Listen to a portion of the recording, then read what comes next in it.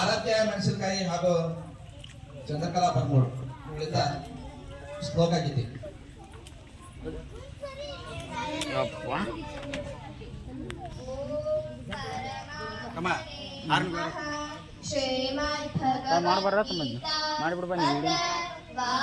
द्वादशोऽध्यायः भक्तियोगः। अर्जुन उवाच एवं सततयुक्ताये भक्ता स्वां पर्युपासते।